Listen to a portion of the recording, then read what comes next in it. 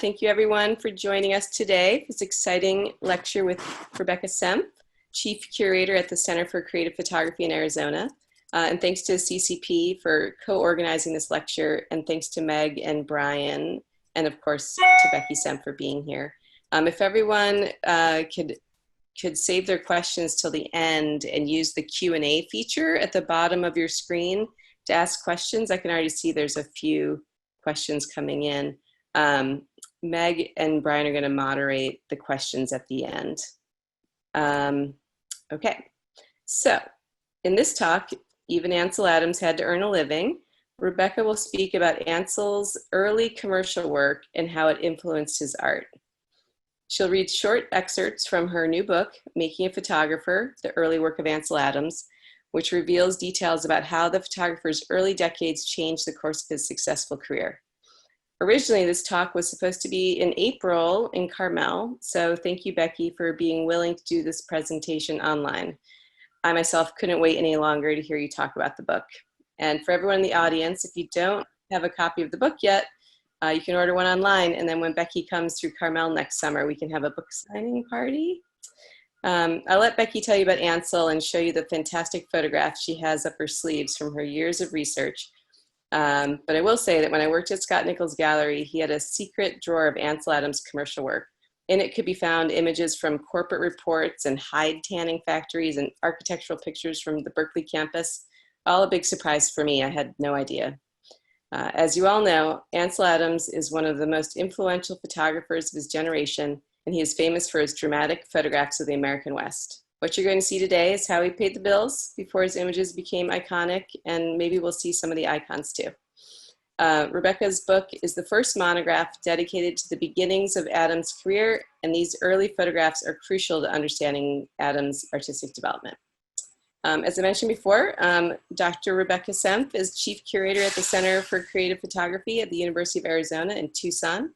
She has a BA in art history from the University of Arizona, and she earned her MA and PhD at Boston University. Between 2007 and 2015, Becky curated 32 exhibitions at the Phoenix Art Museum. Must be more than that now since it's 2020. In 2012, her book, Reconstructing the View, The Grand Canyon Photographs of Mark Klett and Byron Wolfe, was released by the University of California Press. In 2017, her book, To Be 13, showcasing the work of Betsy Schneider, was published by Radius Press and the Phoenix Art Museum.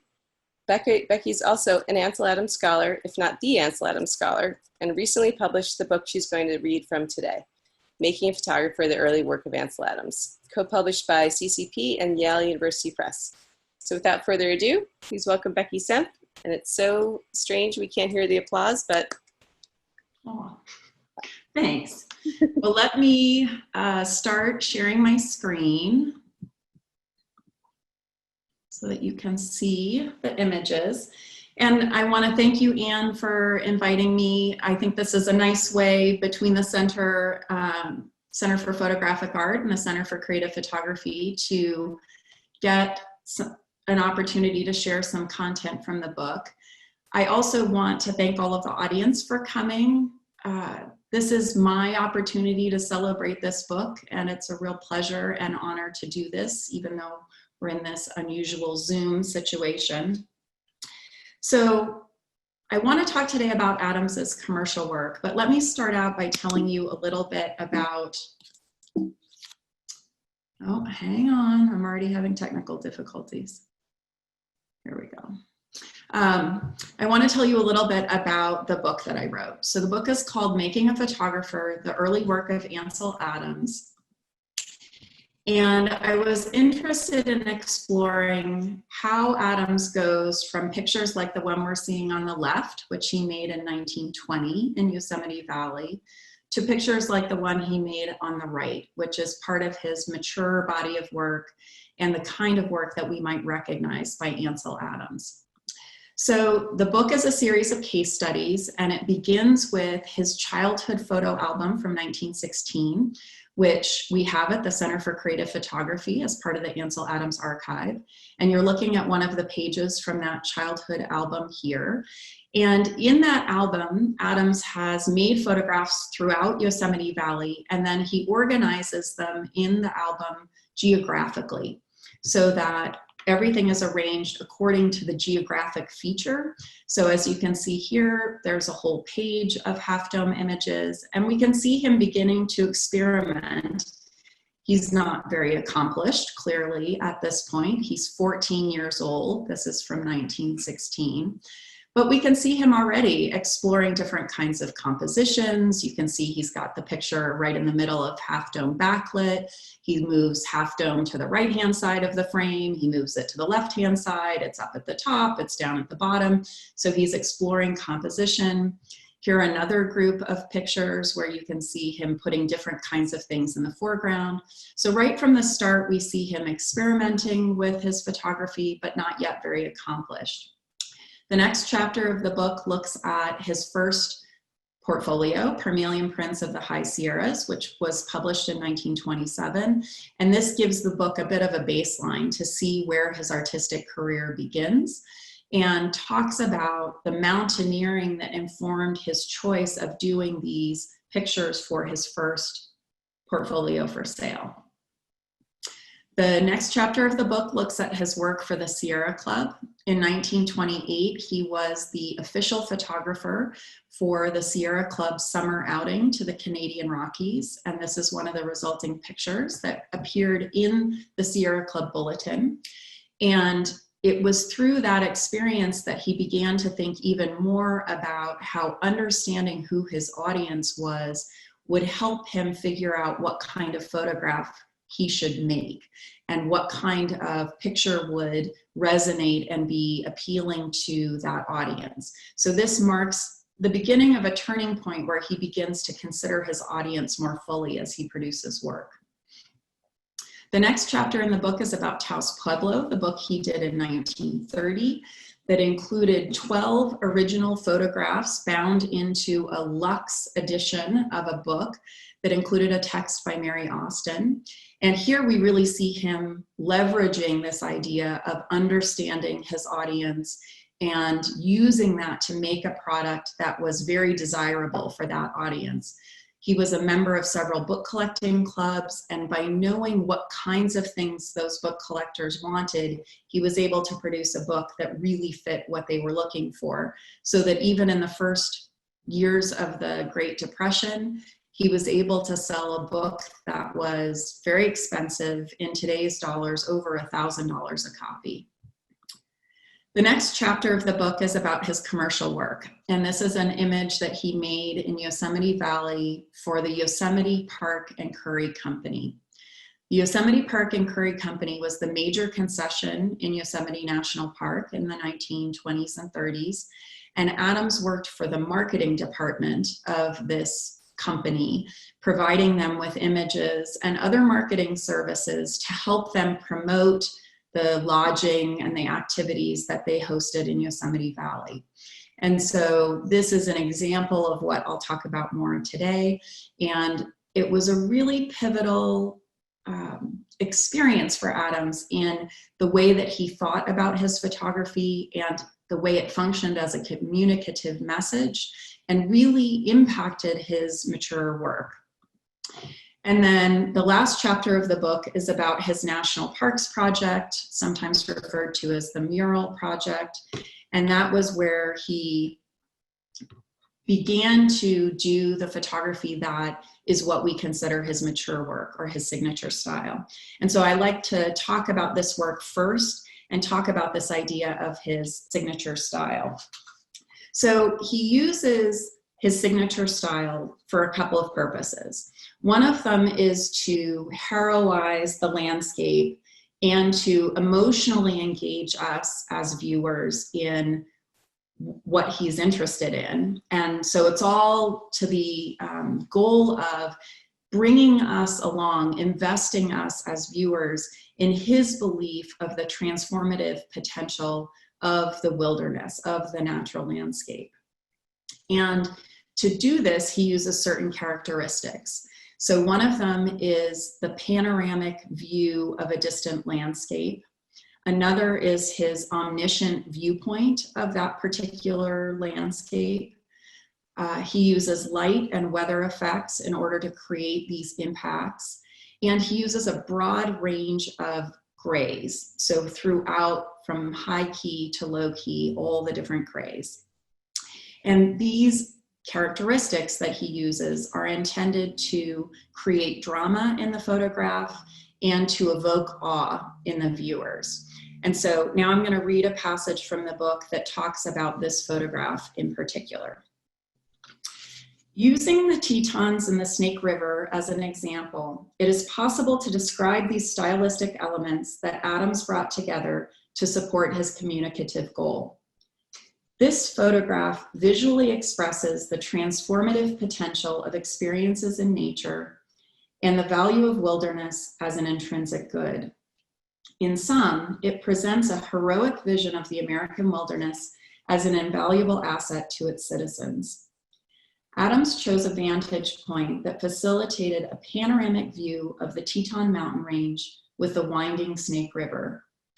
The picture includes a swath of cloud-filled sky and distant mountains with patches of bright snow. In the mid-range, the silvery river curves through tree-covered banks. With little immediate foreground, Adams created a perspective that suggests his omniscient grasp of the scene, and as such, implies that what is presented is made from the ideal position and is the best, or perhaps the only, way this particular vista should be seen. It is a stylistic choice that imparts authority and gravity to the picture and confers importance on the subject. Adams favored landscape views that featured visible weather, such as snowstorms, billowing clouds, and rain. In some instances, his photographs include a wide band of sky to accommodate clouds, emphasizing an atmospheric expanse.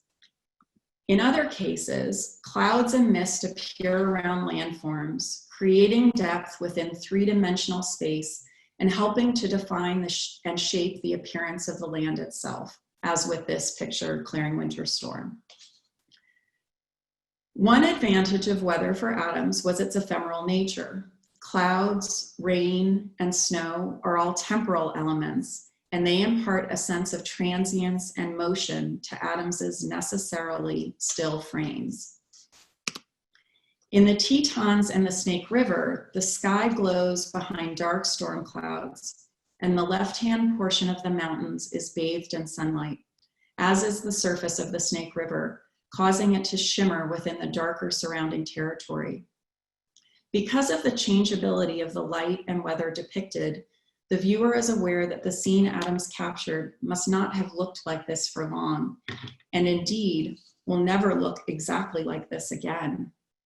Thus, the viewer can both appreciate the magical qualities of the spectacular clouds and illuminating rays as inspiring features of the natural world, and also attribute to Adams the ability to perceive and record just the right moment when the scene offered this exquisite combination of visual effects. A key component of Adams's mature style is an operatic treatment of his subject, a desire to heighten the dramatic qualities of the scene and create a photographic work of art that is both widely comprehensible and spectacular. In some instances, it is achieved by his use of viewpoint. At other times, it is light or weather effects that convey that engaging sense of drama. In some pictures, such as the Tetons and the Snake River, it is the use of powerful shifts in contrast, glittering passages of light interspersed with or appearing alongside areas of dense shadow or darkness. Adams's use of heightened contrast gives his images an engaging forcefulness, making his artworks bold and serious. The perception that the landscape is imbued with drama creates an expectation that the situation is not static and that viewers are observing a fleeting moment within an evolving situation. Adams's use of operatic and awe-inspiring qualities in his prints plays upon the expectations of viewers. The Tetons and the Snake River as a work of photographic art is impactful because the actual scene, when observed by a national park tourist, does not look as it does in Adams's picture. His complete set of skills in making the negative and the print coalesce to create an artwork that surpasses people's real-life experience, presenting an idealized, heroic version of what really exists, but one still rooted in the appearance of the scene. In so doing, Adams's artworks convey not what he saw, but what he felt. Perhaps more importantly, they convey what Adams hoped his viewers would feel when faced with these landscapes that were deeply meaningful and inspiring to him. So that's Adams as an artist and the way that we understand him and think of the work that we know well. But as Anne mentioned, Ansel Adams had to earn a living and pay the bills as well. And when he started his career, let's say in 1927, when he sold his first portfolio, there wasn't much of a market for fine art photographs. And there weren't many other paying jobs that would allow a photographer to earn a living. This is before the picture magazine era. And so Adams took all the jobs that he could get and really worked in a wide variety of different types of photography in order to make his living. So for instance, we're seeing here two portraits. On the left is a portrait of Mrs. Sigmund Stern, Rosalie Stern, at her home from 1927. And on the right, a portrait of Robinson Jeffers, the poet, that Adams made that was included in one of Jeffers's books of poetry. So he did these kinds of portraits. He also was quite an extensive architectural photographer. So on the left, we're seeing a picture of Skirball Ranch Adams made, and on the right, an unidentified interior. He would make photographs like these for the architect. Often the architect would hire him to document their building or the home that they had created. And a picture like the one on the right might serve an interior designer who was wanting to document the office interior that they've created. He also photographed artworks. So on the left, we're seeing the altarpiece at Llano Quemado in New Mexico. This was done for a scholar who was writing a book on Spanish colonial arts. And so he was documenting all kinds of folk art and installations and material objects. Or in the case on the right, this is an Asian statue from about 1927. And I believe this was made for the collector who owned the piece as a way to document a component of his collection. Adams did all kinds of corporate work, and including doing coloromas for Grand Central Terminal for Kodak Company. This particular one that we're seeing here is not by Adams, but this gives you a sense of what those Kodak coloromas look like installed in Grand Central Terminal. And then I do have this one, which is made in Pendleton, Oregon. It's a wheat harvest from 1961. And the two models that are included in the photograph are Adams's assistants, Don Worth and Jerry Sharp, both of whom were photographers themselves. He also did corporate work for wineries. Here's a picture from Paul Masson Winery. And he included pictures of the physical plant. And then there are images like this by Adams of the actual process of bottling the wine to show what the corporate process is, what the business process is. He did pictures like this one. On the left is Mary Kawana Pakui at the Bishop Museum in Hawaii. And on the right is the Bishop National Bank Board of Directors. This is a bank that's based in Hawaii, and Adams did a lot of corporate work for them, producing an annual report. And then was still doing jobs as late as this project in 1967 that Anne mentioned. It was called Fiat Lux, and it was to celebrate the centennial of the University of California system. And Adams photographed at all of the campuses. So on the left, we see the library at UC Santa Cruz, and the picture on the right is one of a registration day event. As students are arriving and being directed to the right place. So there's all this wide range of commercial work that Adams does. And I think it's important to acknowledge that Adams was very upfront about the commercial work he did. In his autobiography, he wrote about being a commercial photographer. So he very much owned that piece of his career and how he had made his living. And this is from 1939, a US Camera issue in which he wrote about his work as an architectural photographer.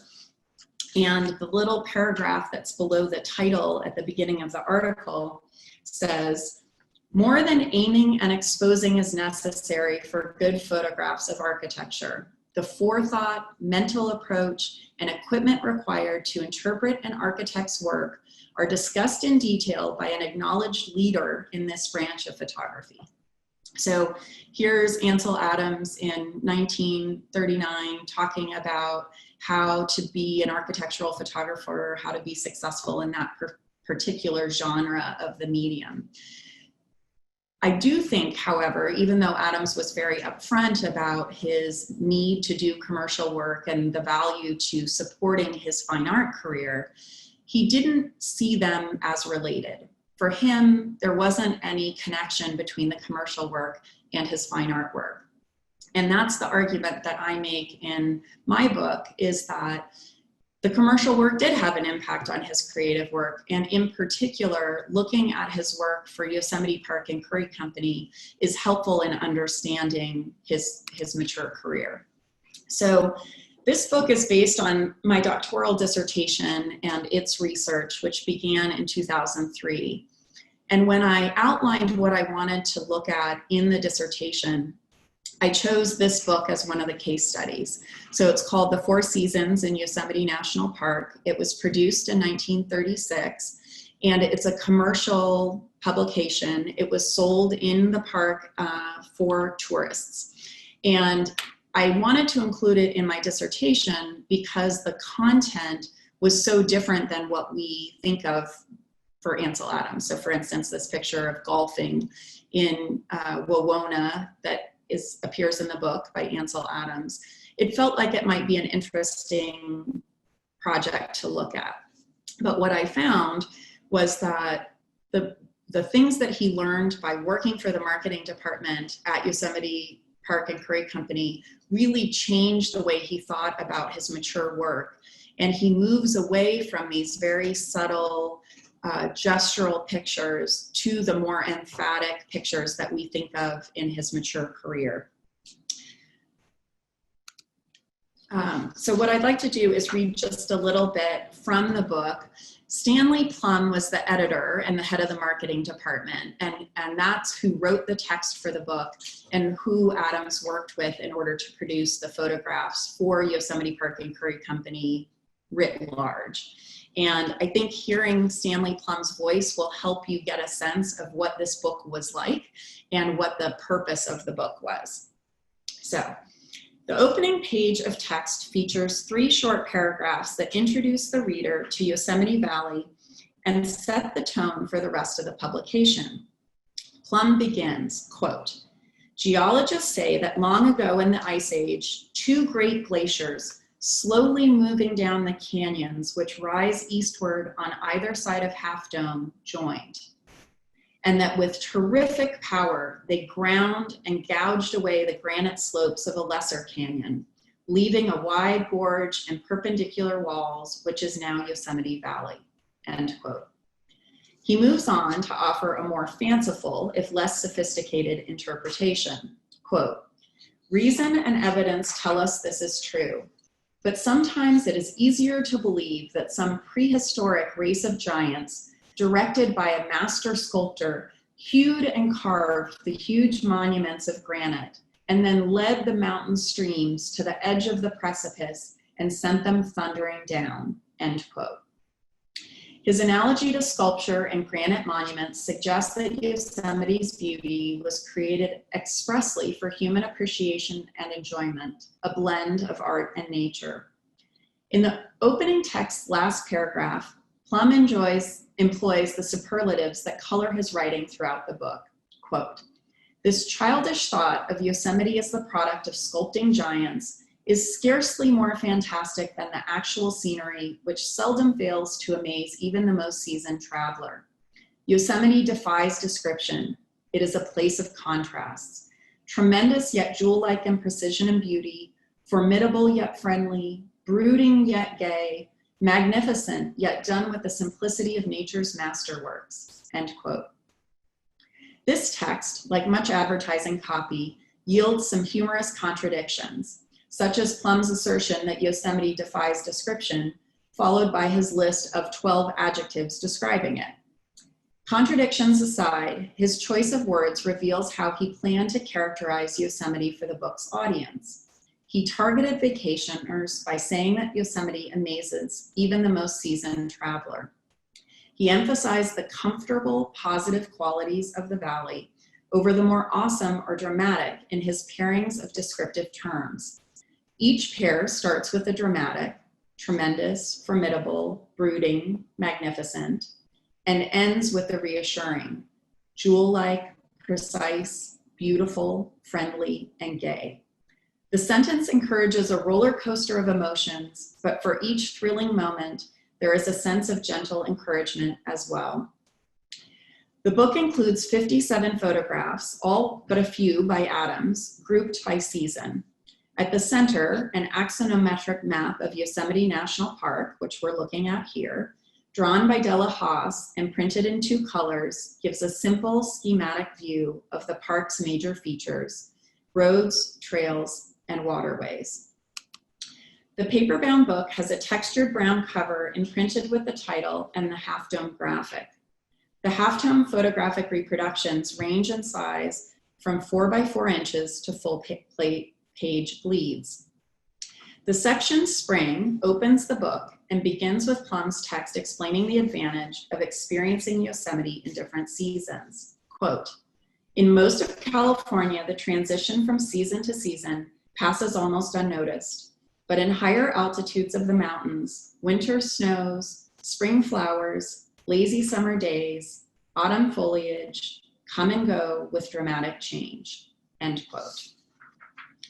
So it's this kind of publication that Yosemite Park and Curry Company is using to encourage return visitors throughout the year.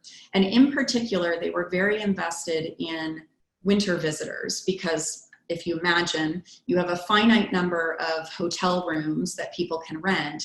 And if they're all booked in the summer, what you want to do is get those people to come back in the winter and use those hotel rooms that exist but might be empty. And so this publication was designed to encourage that kind of repeat visit to the valley. Now, Adams made photographs for Yosemite Park and Curry Company for all their different uses, but he also supported Yosemite Park and Curry Company marketing department in other ways. So for instance, they would do window displays. So here we're looking at a picture of a window display.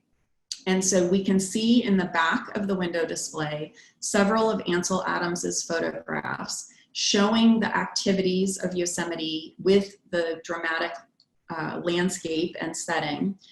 But Adams not only produced the photographs for these window displays, he actually also helped to sell the window displays to department stores in San Francisco in order to create these opportunities to promote the valley.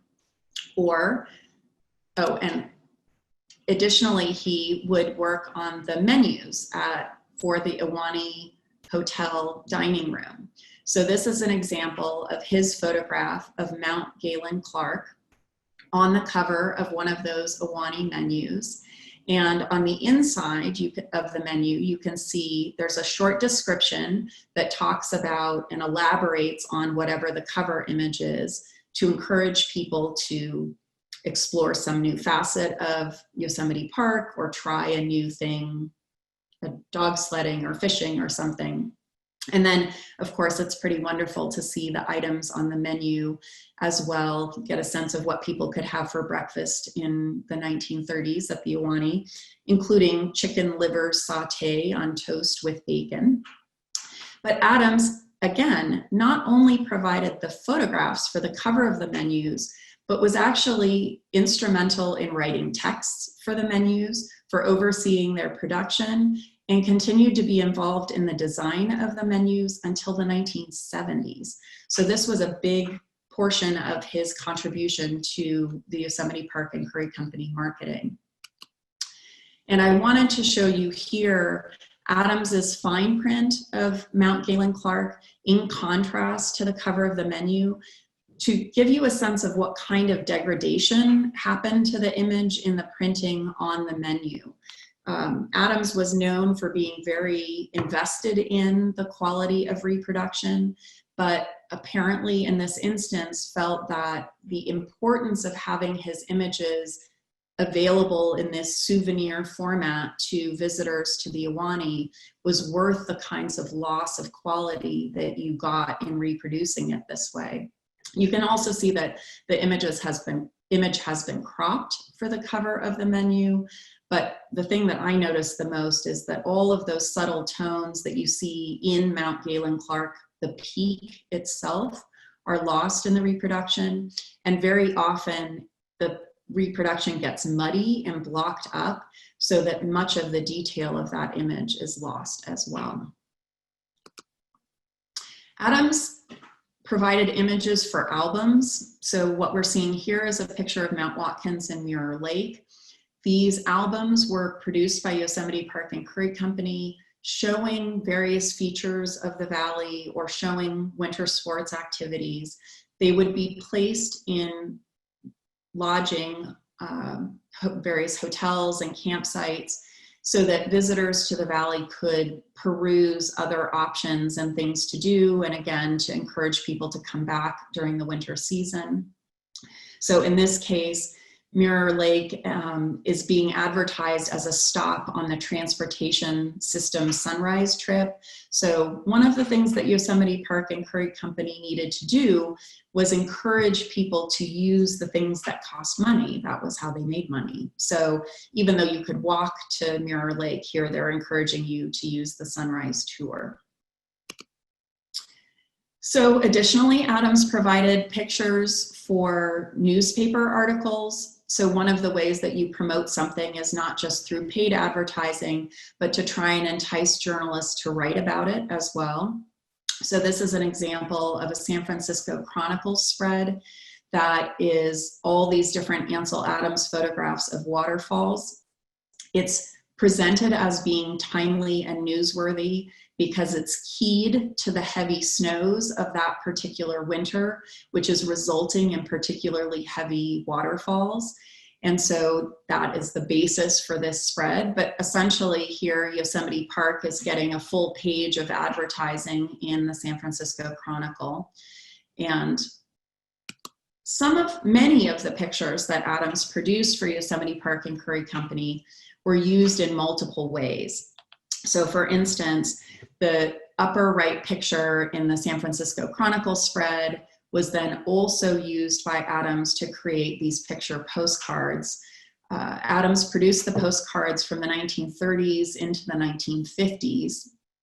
And these are real photo postcards, meaning it's an actual gelatin silver print.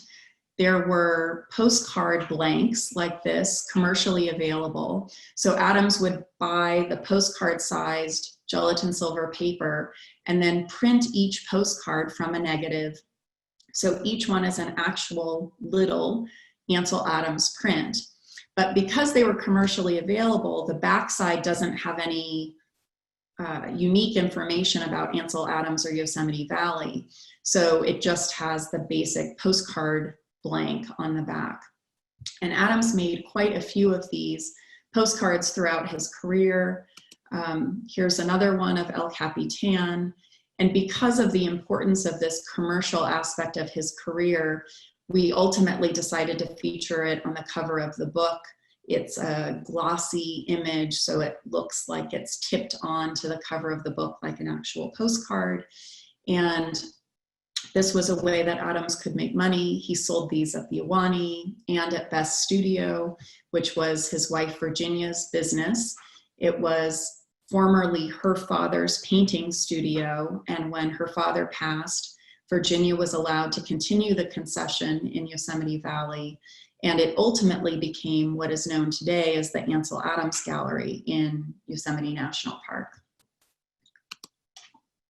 So Adams's process of doing all of these facets of working for the marketing department of Yosemite Park and Curry Company really impacted the way he understood what photography did and could do. And through the coaching and guidance that he got, he was learning to create photographs that conveyed a clear message, was very direct, and would resonate with a broad audience. Because Yosemite Park and Curry Company was trying to entice Americans of all sorts to come and visit the valley. So, for instance, he was coached to never make a winter picture like the one on the left unless there was deep snow, to really show the winter season to its best advantage. Or in the picture on the right, to use the magnificent scenery of Yosemite as a backdrop for the activities that they were trying to promote. And I believe this caused in Adams a real shift in the way that he thought about the function of photographs, and it attuned him to a new way of using photographs to speak very directly and very concretely about his own personal ideas in his artworks through to his audience. So as an example, I want to read a very short passage, and then we'll do questions after that, about his most famous picture, Moonrise. And Moonrise, which was made in 1941, is a great example of the mature work that benefits from his experience doing work with Yosemite Park and Curry Company and helps him. So Moonrise is a result of this kind of attunement that happens as he's working in Yosemite National Park. By far, Adams's most famous photograph is Moonrise, Hernandez, New Mexico. Oft told, the story of its making is one of photographic legend. The creation of the Moonrise negative happened on a trip when he was accompanied by his son Michael and his friend Cedric Wright. And that's what we're seeing here. So it's Michael on the left, Cedric Wright in the middle, Ansel Adams on the right, and they're packing to go on this extended road trip throughout the American Southwest. They had been making photographs without much success in the Chama River Valley near Georgia O'Keeffe's Ghost Ranch in northern New Mexico. Driving back to Santa Fe, Adams hastily responded to what he saw before him, quote, "In the east, the moon was rising over distant clouds and snow peaks, and in the west, the late afternoon sun glanced over a south-flowing cloud bank and blazed a brilliant white upon the crosses in the church cemetery," end quote. With the sun setting, he knew he had to act fast. Swerving his station wagon to the side of the road, he commanded his son and Wright to help him set up his 8x10-inch view camera. Tripod, camera body, lens board, lens, dark cloth, loaded film holder, and light meter had to be pulled out and assembled before he could frame and focus the view, made all the more urgent by the rapid descent of the November sun. In the frantic hustle, the light meter could not be found. Evaluating the scene before him, Adams miraculously remembered the luminance of the full moon, 250 candles per square foot, and was able to approximate an exposure for the scene. He released the shutter and captured the clouds, moon, and mountains beyond the little town of Hernandez. Before he could make a second backup negative, the sun dipped below the horizon and the opportunity was gone. With that single negative, Adams preserved a view that has become a photographic icon. The image, at its core, exhibits many of his mature stylistic elements. Adams filled the frame with a vast expanse of sky, the moon hovering above a bank of horizontally striated clouds and a long, low chain of mountains. He placed the chapel and cross-filled graveyard of Hernandez in the middle ground, bounded by a shrub-filled plain. The picture features a panoramic sweep of landscape and compellingly asserts that this perspective with its precise arrangement of human edifice within a monumental and impressive environment, is the critical viewpoint for observing the scene. The drama comes in part from the relative scale of the elements. The endless quality of the sky reminds viewers of how small and seemingly insignificant we are in the expanse of the universe. Adams printed this image differently over the decades. Oh, pardon me. All of these visual qualities serve to inspire in the viewer a sense of awe in the face of a spectacular and unique visual experience, an appreciation for the natural scene, and a feeling of amazement. Unlike the mountain pictures of the late 1920s and 1930s, found in his Parmelian Prints portfolio or his Sierra Club album, an example of which we see here, Moonrise clearly conveys Adams's intensity of experience, his message about the transcendental possibilities for people when they are immersed in nature, and his deep appreciation for the American landscape. This slide compares his final print to his proof print. The proof print is a straight or unaltered printing from the negative with no darkroom work, such as dodging or burning, that allows the manipulation of exposure to select areas of a print. As such, it affords a view of Hernandez that is much closer to the one Adams originally observed, albeit in black and white. From this view of the landscape, he envisioned, or to use his parlance, visualized, the finished artwork of Moonrise, Hernandez, New Mexico. Moonrise existed only in his imagination. He photographed a raw scene that he could transform in the darkroom into a symbol that would convey how he felt under a vast and beautiful New Mexico sky. By altering the relationship of the sky and the graveyard of the Hernandez Chapel to create a dark expanse over a shimmering village burial ground, Adams created from the raw material of the landscape an emotionally engaging image, one that borders on magic or mysticism. On that November day, Adams drew on more than 2 decades of wilderness exploration and photographic experience to create what would become his masterpiece. Deep and repeated contemplation had etched in him the value and meaning of immersing oneself in nature. Equally ingrained were lessons about making photographs that effectively convey an essential idea. Adams's early years had readied him for the scene he discovered along the highway as the sun set over northern New Mexico.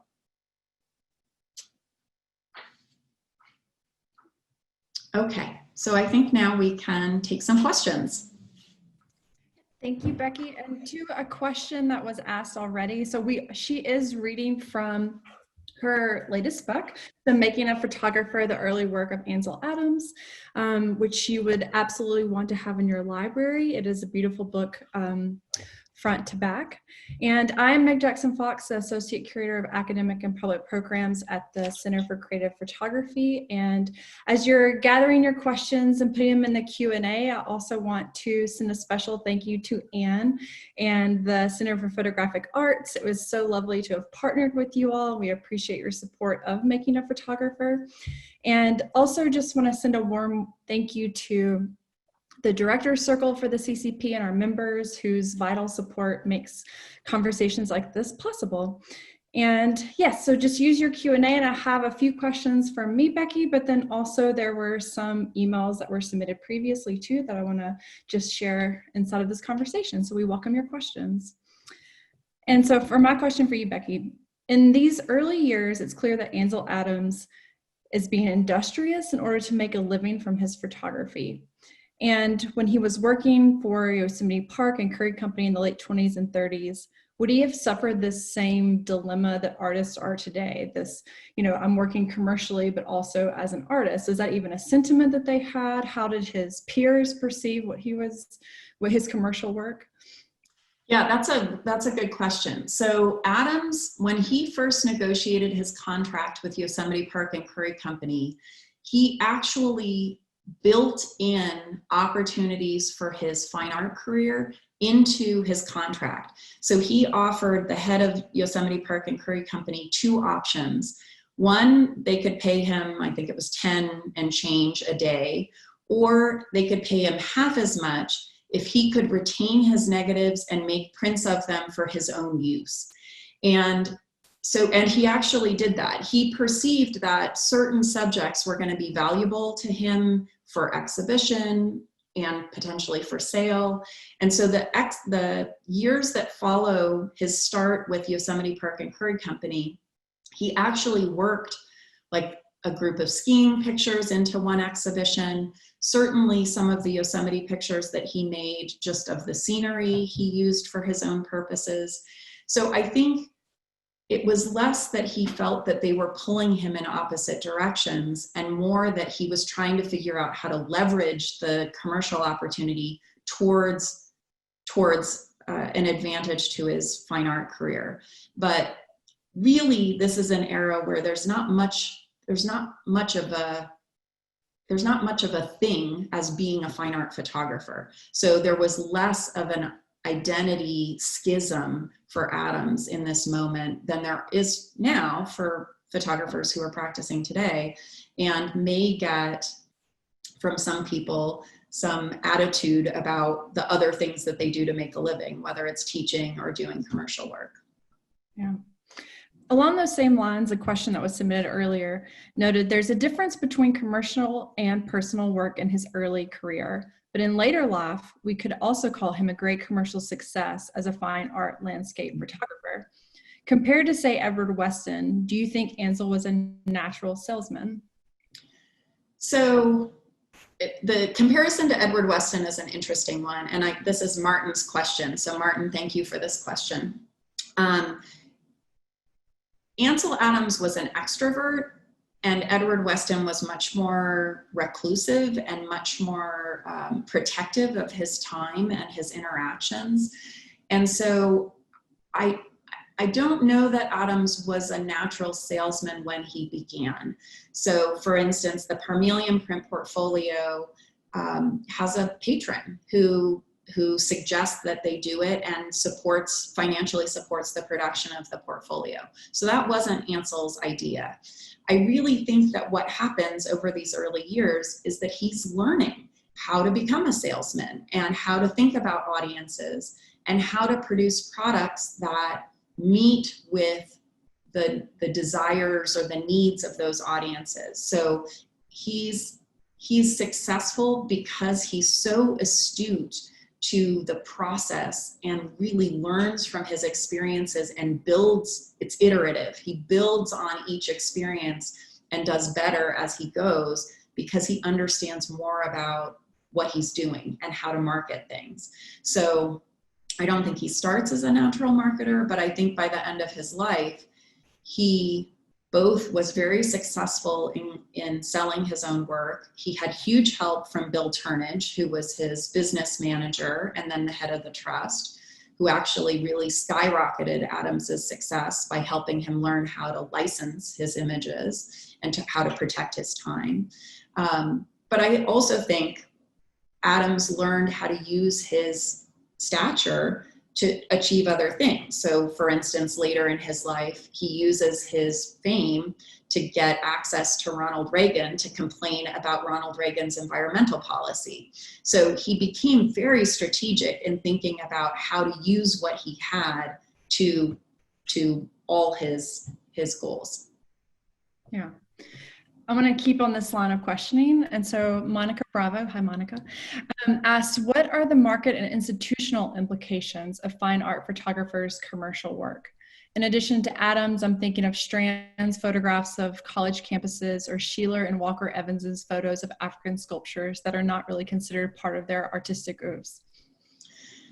Yeah, I mean, that's a tricky question. I'm obviously not a market specialist.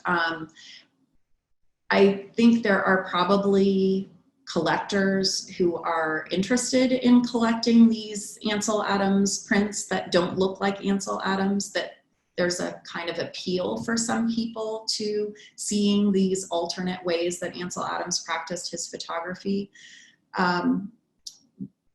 They're not valued they don't have a very high value.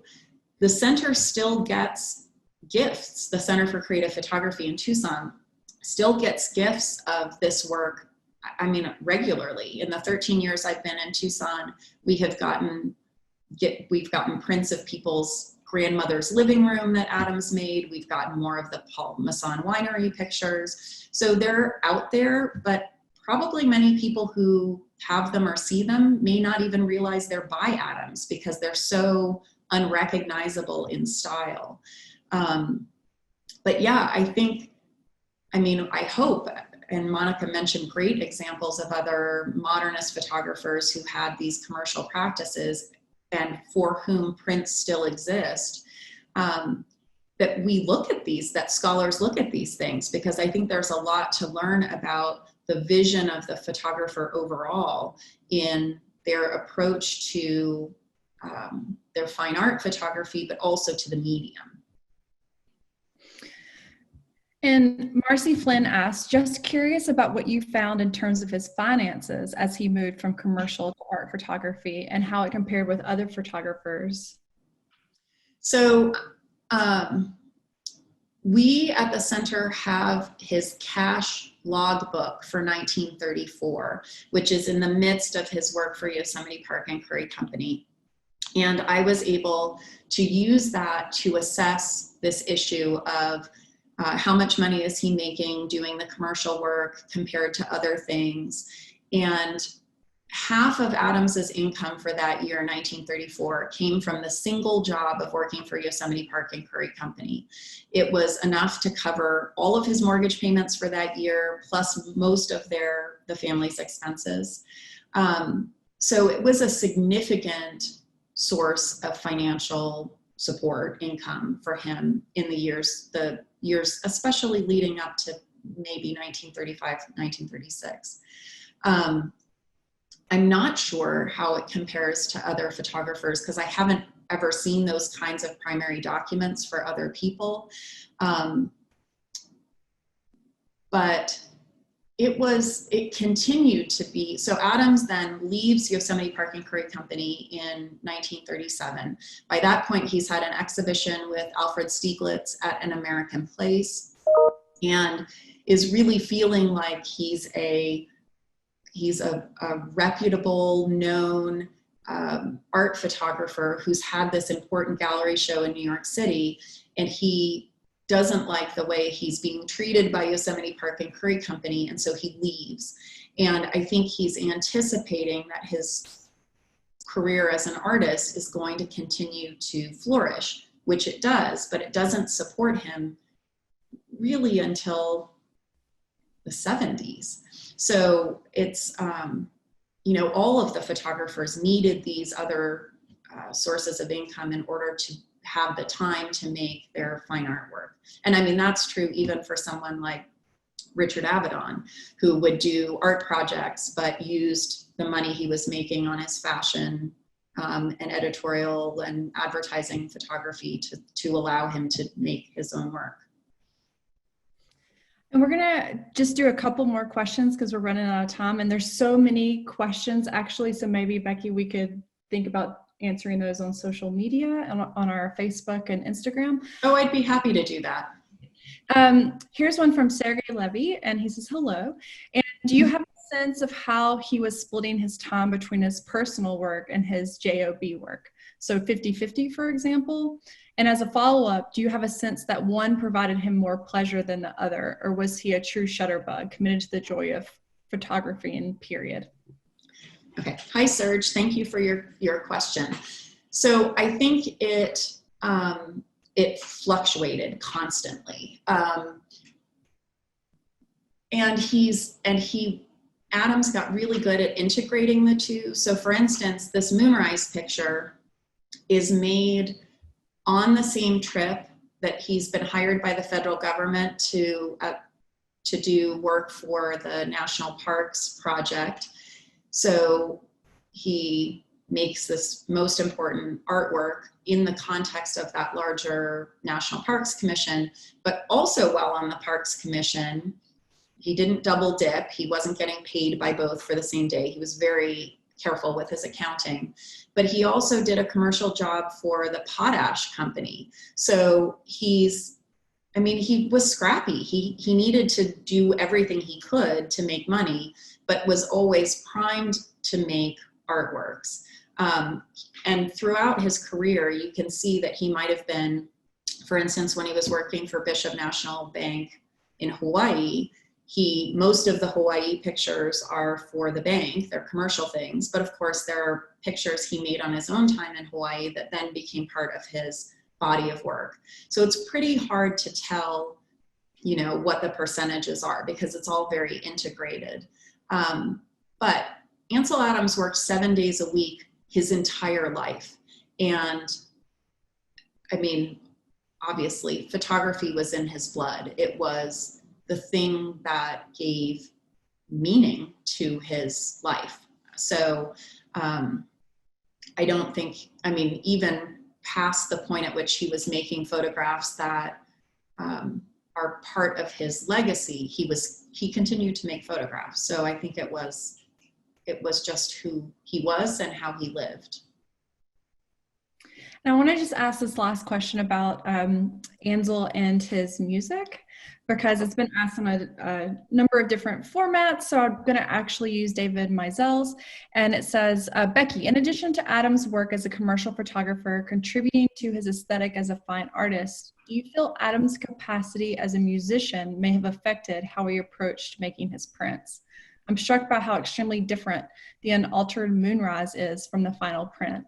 I'm wondering if perhaps his ability as a pianist might have contributed to his symphonic treatment of the final print. And to that, I would also like to add, has any of Adams' piano music ever been recorded and made publicly available? And do we have it at the center? Okay, so to answer the second question first, yes, Adams actually had a recording session of his piano playing. And we do have it at the center, but I think the record was actually pressed. So I did a quick Google search this morning because that question came in from Mark Sawyer earlier. And I didn't see that you could purchase it online, but maybe a really good audiophile snoop could find a copy of it somewhere. And to David's question, I do think that Adams's piano training influenced his approach to technique in photography.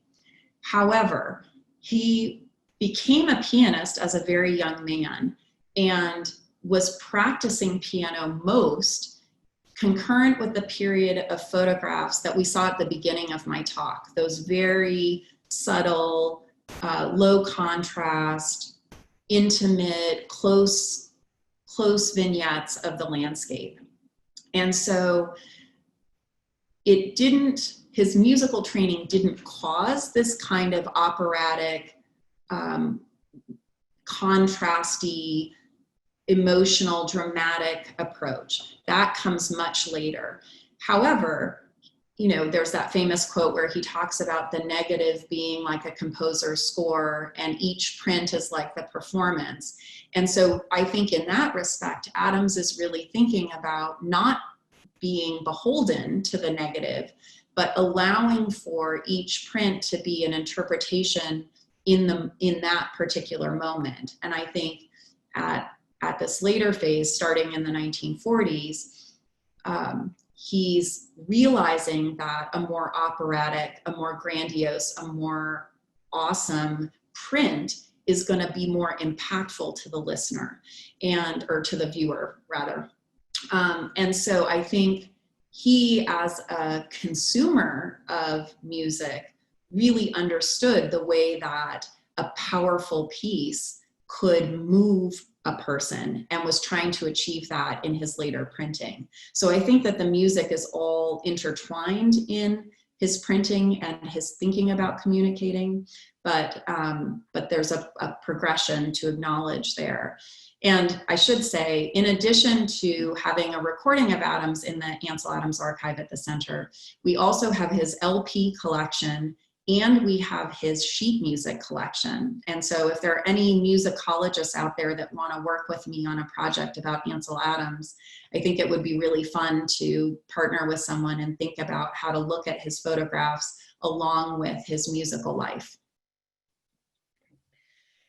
Thank you, Becky. Thank you for your generosity, for sharing with us, and Anne and CPA, really appreciate y'all being here. And with that, we will hope to see y'all again soon, and check out our social media where we'll answer some more of the questions from today. Great. Thanks, Meg. Thanks, Anne. Becky, that was fantastic. And the questions are still rolling in. You're up to like 47 questions, 50. Let's keep going.